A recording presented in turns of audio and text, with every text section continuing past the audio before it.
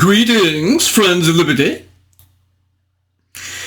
If we were to turn our gaze and focus on those immigrants coming into England from the so-called Emerald Isle, upon close inspection of their papers and persons, we would encounter a well-nigh astonishing range of Celtic specimens. On the one hand, there is that delightful misanthrope, Jonathan Swift, of Gulliver's Travels, and a modest proposal. Then there's the thought-provoking Mr. Burke, champion of a reasonable conservatism and political philosophy, who with great skill defended the rights of the Americans to resist His Majesty's unjust stamp tax and his interference with their self-governance.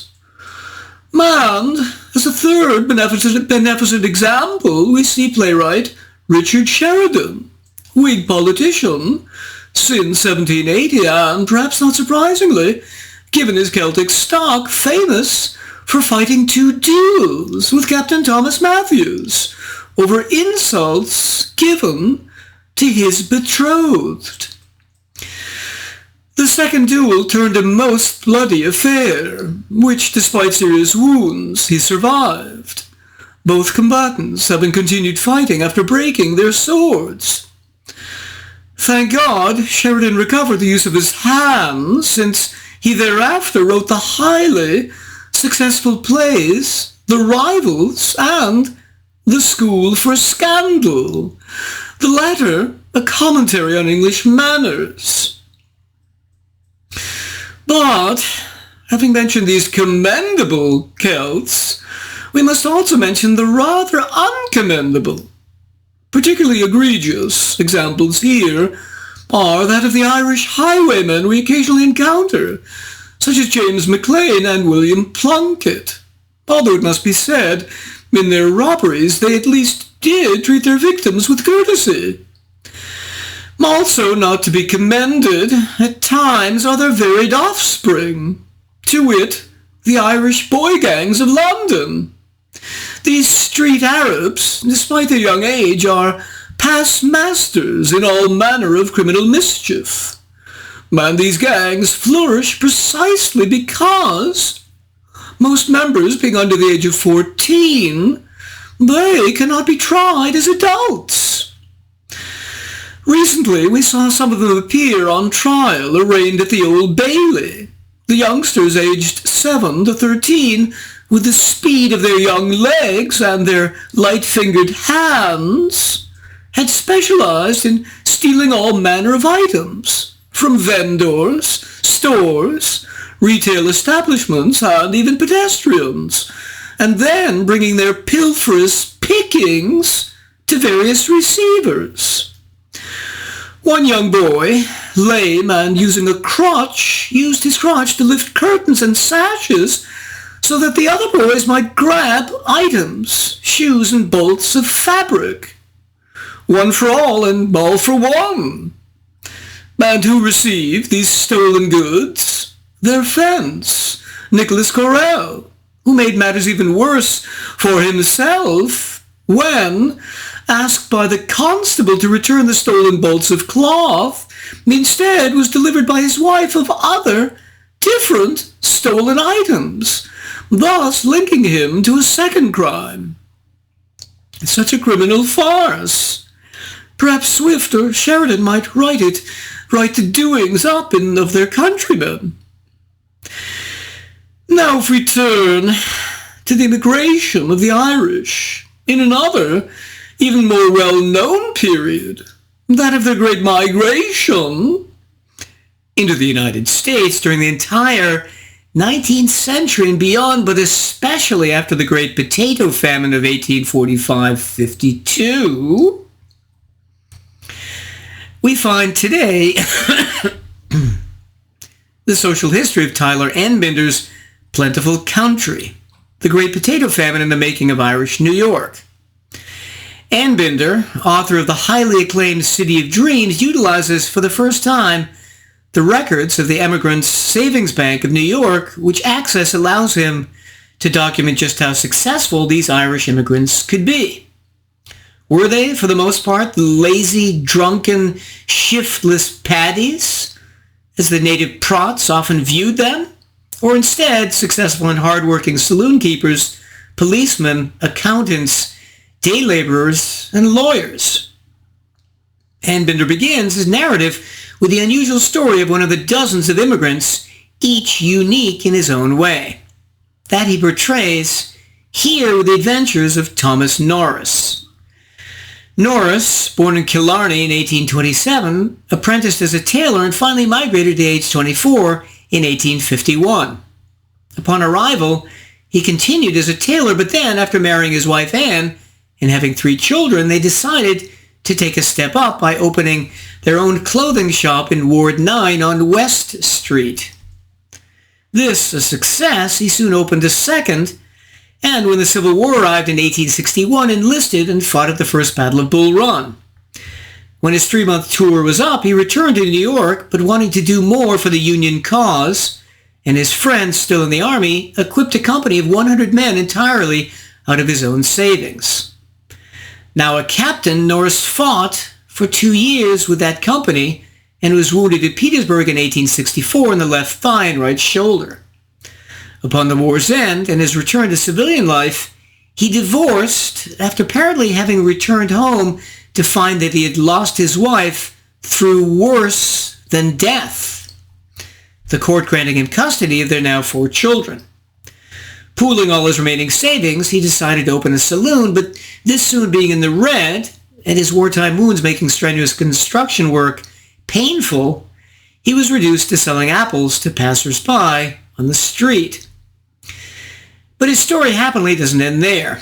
Moving out of the city to get cheaper accommodations, he soon became a popular real estate agent, and after accumulating enough money, began depositing it in the aforementioned Emigrants Savings Bank. Ironically, after being arrested for purchasing black market cigars, he was brought before a judge and, revealing his whole story of service to the Union and his wounded condition, to his good fortune, the newspaper soon published an article on his plight.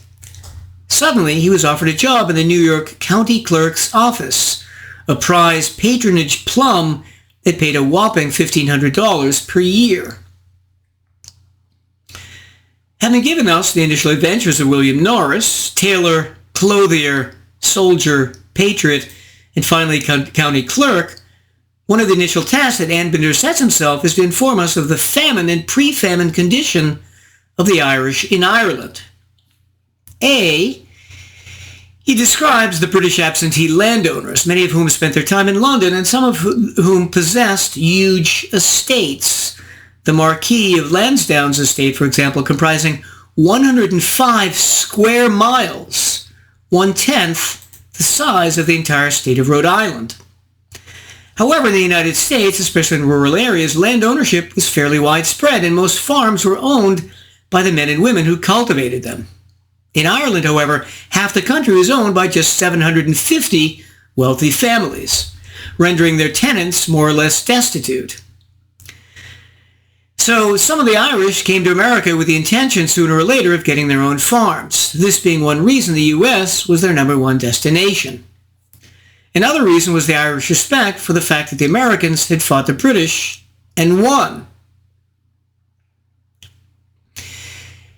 In Ireland, not only the control of land, but the clothing and even the housing was uniformly regarded as wretched.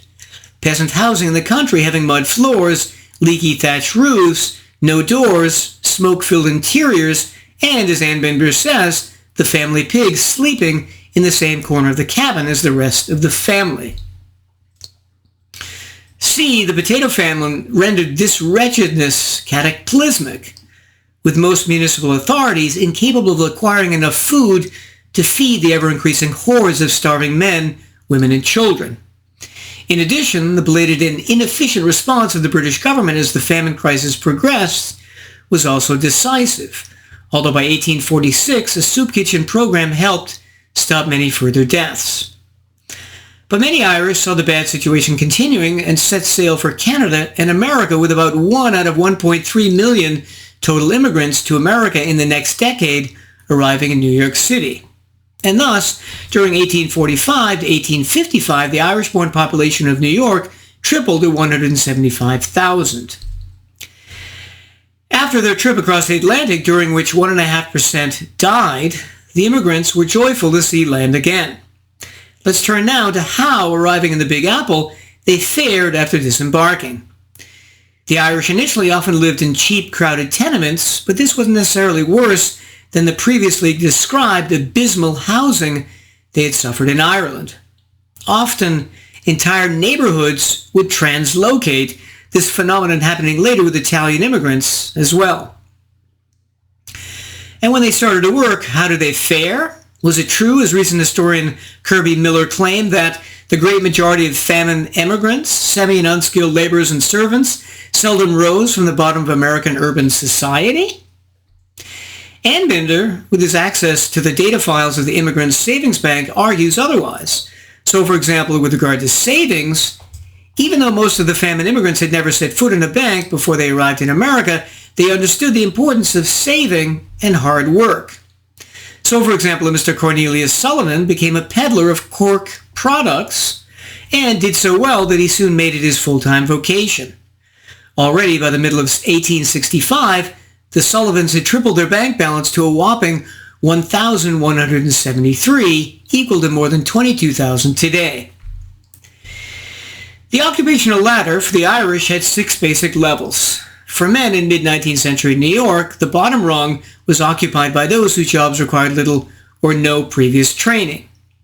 2/3 of the men in this category did day labor, digging and hauling on construction sites and road crews. Next up the ladder was poor porter, coachman, waiter, cartman, boat hand, stable hand, bartender, watchman, and longshoreman. Third rung was the skilled artisans, tailors, carpenters, and shoemakers, for example. Fourth up was primarily office and store clerks, but also agents, salesmen, and civil servants. Fifth were small business owners, those running grocery and dry goods stores, pawn shops, and saloons. And sixth, the professionals, primarily doctors, lawyers, and clergymen. Also on this 6-level hierarchy, Anbinder argues the Irish moved up significantly over time. So, for example, if we examine the numbers on Anbinder's graph entitled First and Final Occupations of Male Famine Immigrants who initially lived in New York City, we see that A, 46% started as unskilled laborers and only 25% ended that way. B, on level 2, 5% started as peddlers and 3% ended that way.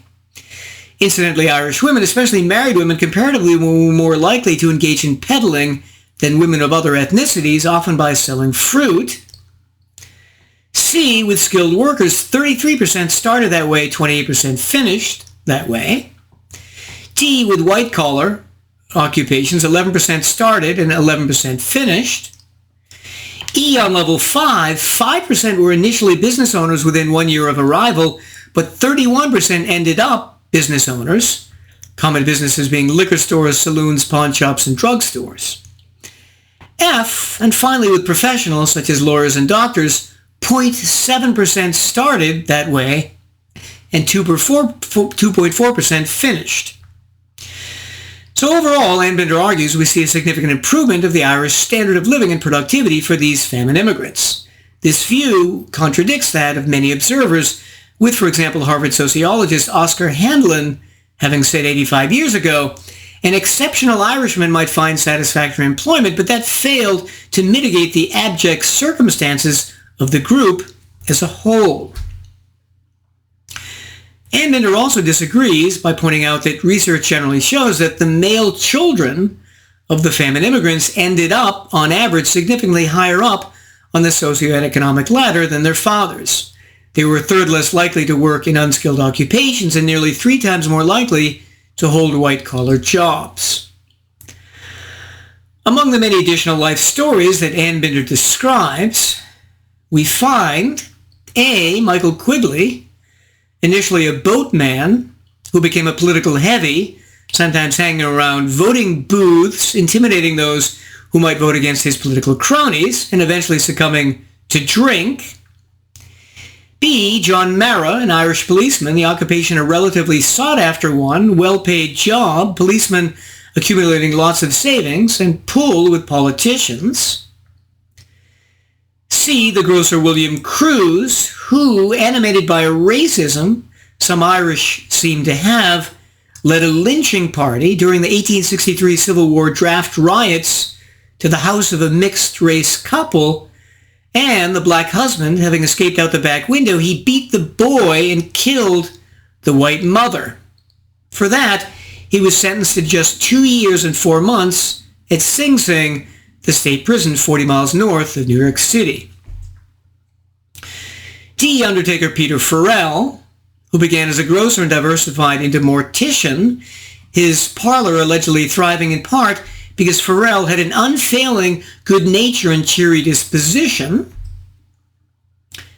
E, the Sullivans, Alexander and Kate, who ran a cheap boarding house, charging just 6 cents a night, which is $2.28 in modern dollars. This cheap rent enabling recently arrived immigrants to scrimp and save so much so they could quickly pay for the emigration of siblings, send money to parents in Ireland, or accumulate enough to start businesses.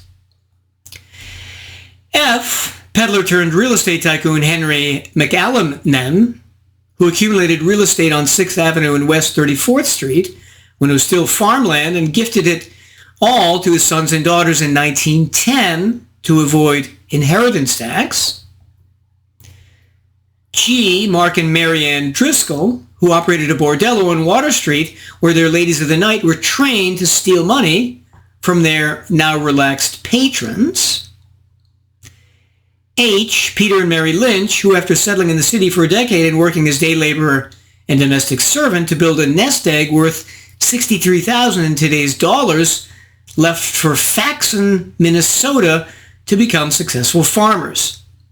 They made enough money from their $1,500 160-acre farm to loan out their savings at 7% to neighboring farmers. I, the even more successful farmers, the siblings Michael and Ellen Cummings, who moved to California to start bonanza ranches, totaling thousands of acres, ranches so large that they harvested over 40,000 bushels of wheat a year. J, and finally, the story of billiards champion Michael Phelan, who realized that most pool tables at the time were constructed with bumpers which didn't allow the billiards a consistent carom off of them. He became rich along with his business partner Hugh Colander, former Irish freedom fighter on the run from the British, by making the best pool tables in North America. Let's turn now to evaluate the book in general and also Anbinder's specific thesis. First, for anyone who loves the story of immigration, especially immigration into New York City, this book excels because it gives so much detail about many dozens of immigrants, allowing us to see their unique stories. But precisely because it may appeal to the student of immigration history, it can be slow-going at times for the more general reader, due to the fact that, at 482 pages, the many detailed examples can become repetitious. Overall, with my own love of and interest in immigration history, I'd give it an A-. Secondly, does Anbinder prove what he wants? His thesis? That the Irish overall were pretty successful in realizing the American dream and moving up the ladder of occupational and societal success? The problem is that he hasn't shown us the success rate of those immigrants who didn't save their money in savings banks. In other words, what percentage didn't open savings accounts? 10%? 20%? 40%? If all you look at is the most successful immigrants, those who are frugal and saved, then you will naturally have a more successful cohort. Thirdly, there isn't much information comparing these Irish immigrants to other ethnic groups. Were the Irish as successful as the Germans, the Chinese, the Jews, the Italians? Although these later immigrant groups arrived primarily later, that would have been an interesting and relevant comparison.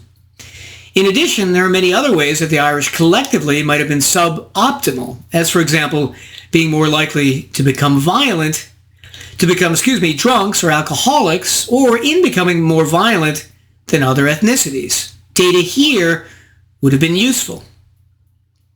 Happy for my part that the Irish, at least in coming to America, were at last able to escape the tragic and malicious effects of the penal laws to which they had been subject in Ireland by we British for over a century, I bid you well and remain the Scarlet Pimpernel.